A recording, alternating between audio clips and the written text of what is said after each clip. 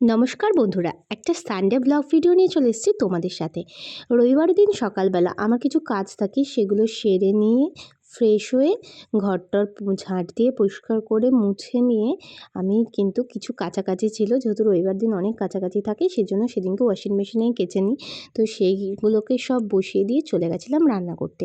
রান্নাটা হয়ে করছিলামই, করতে করতে এসে বাকি কাজগুলো সারলাম। তো এদিকে দেখো বাঁধাকপি ভাপানো হয়ে গেছিলো, আর এদিকে মাছও ভেজে রেখে দিয়েছিলাম, আর বরের জন্য একটা ডিম সিদ্ধ দিয়েছিলাম সকালে খাবে বলে। তো দেখো আমি নর্মালি আলু দিয়ে মাছের ঝোলটা করেছি। রুই মাছের ঝোল তো আলু দিয়ে নর্মালি ভালোই লাগে, পাতলা পাতলা। মাছটাকে ভেজে নিয়েছিলাম আগে লবণ হলুদ দিয়ে তেলে, তারপর তেলে জিরে ফোড়নে দিয়ে আলুটাকে লাল লাল করে ভাজতে দিয়েছিলাম। তো আলুটা যখন ভাজা হয়ে গেছিলো তখন ওর মধ্যে আমি দিয়ে দিয়েছিলাম লবণ আর হলুদ, সবটাই পরিমাণ মতো, তোমরা তোমাদের আন্দাজ অনুযায়ী দেবে। লবণ হলুদটাকে দিয়ে একটু নেড়ে চেড়ে নিয়েছিলাম। এদিকে তো একটা মশলাও বানিয়ে নিয়েছিলাম। মশলার মধ্যে কিচ্ছু দিইনি, শুধু টমেটো, আদা, জিরে আর কাঁচা লঙ্কা, পাকা লঙ্কা দিয়েছিলাম। যে পাকা লঙ্কাটা দিলে বেশ কালারও হয়, টমেটোটা দিলেও কালার হয়। তারপর দেখো ভালো করে মশলা কষিয়ে নিয়েছি। মশলাটা কষানো হয়ে গেলে মশলা দিয়ে দেখো কি সুন্দর কালার এসছে মশলাটার, আর তেলও ছেড়েছে। তো যখন এরকম বেশ শুকনো শুকনো করে মশলাটা কষানো হয়ে যাবে, তখন ওখানে আমি দিয়ে দেবো পরিমাণ মতো জল। পরিমাণ মতন জল দিয়ে কিন্তু ফুটতে দিতে হবে। যখন জল দেওয়ার পরে ফুটতে দিতে হবে, তখনই কিন্তু তারপরে ঝোলে মাছটা দিয়ে দিলেই হয়ে যাবে।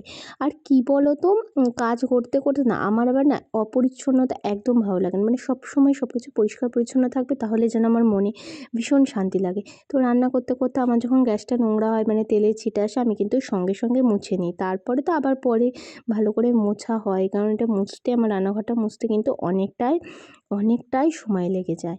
আর আমার যে কোনো কাজই মনে হয় যেন সব কিছুকে একটু বেশ পরিষ্কার পরিচ্ছন্ন থাকবে, মানে গোছানো থাকবে, সেই ব্যাপারটা কিন্তু আমার ভীষণ ভালো লাগে। মানে কোনো কিছু এলোমেলো কেউ করলে না আমার প্রচণ্ড রাগ হয়ে যায়। তো জলটা দিয়ে যখন ঝোলটা ফুটলো, ঝোলটা ফুটে ওঠার পরে মাছগুলোকে দিয়ে দিয়েছিলাম। তো মাছগুলো দিয়ে দেওয়ার পরে এখন যেহেতু একটু শীতের ভাব আসছে, এই সময় কিন্তু ধনেপাতা খেতে খুব ভালো লাগে, তাই আমি মাছের ঝোলে একটু ধনেপাতা কুচিও দিয়েছিলাম। তারপরে মাছের ঝোলটা হয়ে যাওয়ার পর বাঁধাকপিটা বসিয়ে দিয়ে মাছের মাথা দিয়ে বাঁধাকপিটা রান্না করতে করতে আমি কিন্তু কিছু কাজও সেরে নিয়েছিলাম। এখানে কিন্তু নর্মালি বাঁধাকপিটা, মাছের মাথাটা যেহেতু আগে ভেজে রেখেছিলাম, এমনি কড়াইয়ের মধ্যে তেল, সর্ষের তেল গরম করে শুকনো লঙ্কা, জিরে আর তেজপাতা ফোড়ন দিয়ে আলু ভেজে নিয়ে লবণ হলুদ দিয়ে বাঁধাকপিটা একটু ভেজে মশলা কষিয়ে বাঁধাকপিটা রান্না হতে দিয়েছিলাম। বাঁধাকপিটা আস্তে আস্তে হচ্ছিলো, ততক্ষণে দেখো কিছু সবজি বাজারও করে নিয়েছি, আর যেগুলো কেটেছিলাম সেগুলো সাথে শুকাতে দিয়ে আসলাম। আর এদিকে আমার বর কালকে গাড়িটা মুছছিল, যেহেতু আর সময় পাবে না সেজন্য কালকেও গাড়িটা মুছছিল। তো ছাদে সব কিছু মেলে আস্তে আস্তে দেখো আমার বাঁধাকপিটা একদম রান্না হয়ে গেছে। আমি একদম আঁচ কমিয়ে দিয়ে রান্না হতে দিয়েছিলাম। তারপর দেখো একটু নেড়ে চেড়ে নিয়েছি যাতে লেগে না যায়। কি সুন্দর কালার এসছে, আর খেতে কিন্তু দারুণ হয়েছিল। আর অবশ্য করে বাঁধাকপিটা নামানোর আগে কিন্তু একটু গরম মশলার গুঁড়ো আর একটু ঘি কিন্তু দিতেই হবে। তারপর দেখো কয়েকটা গোল গোল করে উচ্ছে ছিল, সেই উচ্ছেটাকে কিন্তু ভেজে নিয়েছিলাম, মানে গোল গোল করে কাটা উচ্ছেটাকে।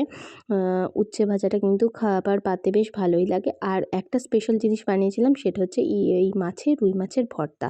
রুই মাছের ভর্তার জন্য মাছটাকে ছাড়িয়ে নিয়েছিলাম, মানে কাটা বেছে নিয়েছিলাম ভেজে নেওয়া মাছটাকে। তারপরে এখানে কড়াইয়ে একে একে শুকনো লঙ্কা, তারপরে হচ্ছে পেঁয়াজ, কাঁচা লঙ্কা সব কিছুকে ভেজে নিয়ে বেশ ভালো করে একটু ঝাল দিয়ে ধনেপাতা কুচি, লবণ আর হচ্ছে সর্ষের তেল দিয়ে ভালো করে মেখে নিয়েছিলাম এই মাছের ভর্তাটা। এটাই জাস্ট অসাধারণ খেতে লাগছিল।